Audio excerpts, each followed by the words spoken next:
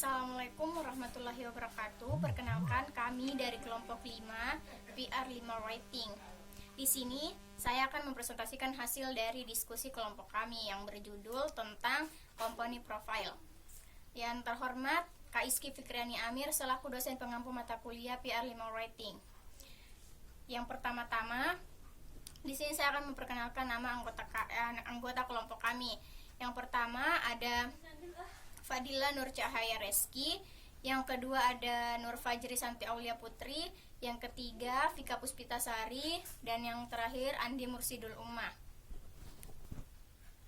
Nah, pada slide pertama itu ada pengertian dari company profile. Nah, company profile itu adalah produk tulisan praktisi dari public relation. Perusahaannya atau gambaran tersebut itu tidak sepenuhnya detail atau mendalam.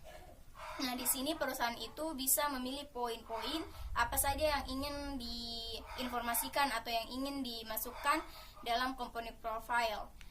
Nah, bahkan ada juga perusahaan yang membuat company profile khusus untuk pelanggan sasarannya. Nah, biasanya perusahaan ini itu yang membuat company profile adalah perusahaan yang besar, yang mempunyai usaha yang luas dan bidang yang luas dan publik yang berbeda-beda. Tujuan dari pembedaan company profile ini tidak lain hanya untuk memuaskan publiknya, karena publik ini tidak merasa puas jika kepentingannya itu tidak terpenuhi. Nah, salah satu kepentingan dari publik ini yaitu mendapatkan sebuah informasi dari aktivitas suatu perusahaan tersebut. Nah, pada slide kedua itu tentang fungsi dari company profile.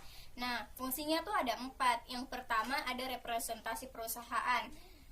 Company profile ini adalah gambaran dari suatu perusahaan, yang dimana dia juga mewakili perusahaan tersebut agar perusahaan yang lain itu tidak bersusah payah untuk mencari informasi yang secara detail atau mendalam dari suatu perusahaan tersebut. Nah, adapun yang kedua itu bisa digunakan untuk melengkapi komunikasi lisan untuk menciptakan mutual understanding seperti gestur, mimik, dan gestur-gestur lainnya. Nah, adapun yang ketiga yaitu menghemat waktu transaksi. Nah, pihak-pihak yang berbisnis dengan perusahaan tersebut itu tidak perlu lagi untuk mencari tahu informasi yang lebih dalam tentang perusahaan tersebut. Misalnya dia mencari tahu tentang pasar, harga, visi misi, dan sebagainya tentang perusahaan itu. Karena hal ini tuh dapat dipelajari dari company profile yang dikeluarkan oleh perusahaan tersebut. Nah, yang keempat atau yang terakhir, di sini membangun identitas dan citra korporat. Nah, company profile ini harus dikemas dengan semewah mungkin atau semenarik mungkin agar perusahaan tersebut di mata publik dilihat oleh publik itu sebagai perusahaan yang besar dan bona fide.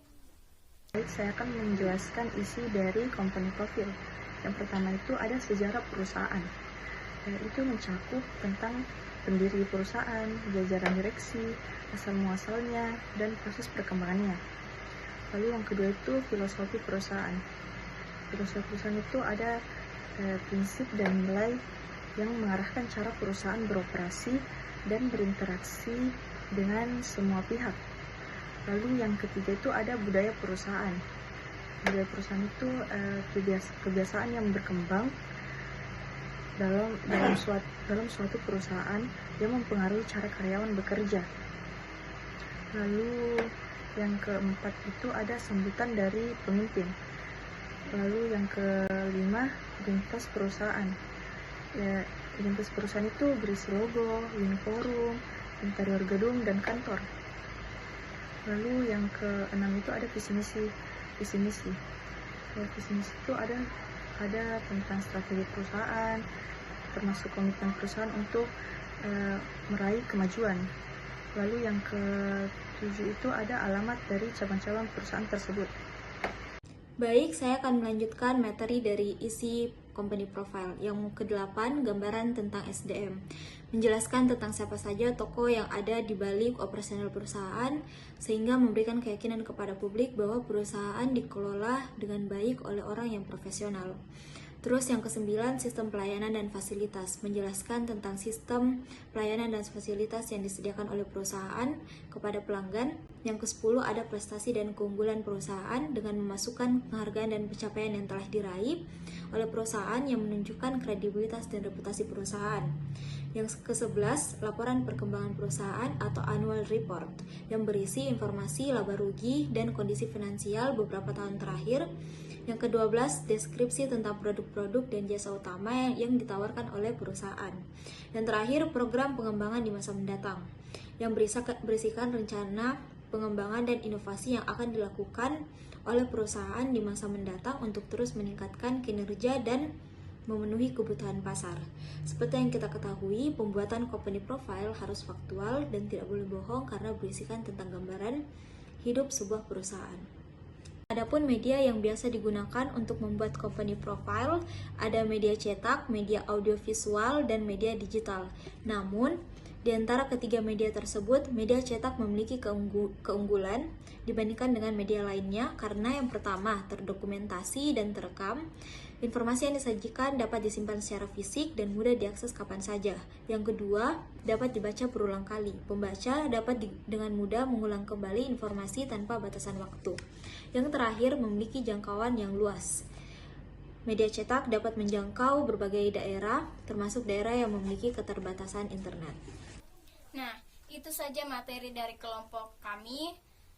Kurang dan lebihnya mohon dimaafkan. Wassalamualaikum warahmatullahi wabarakatuh.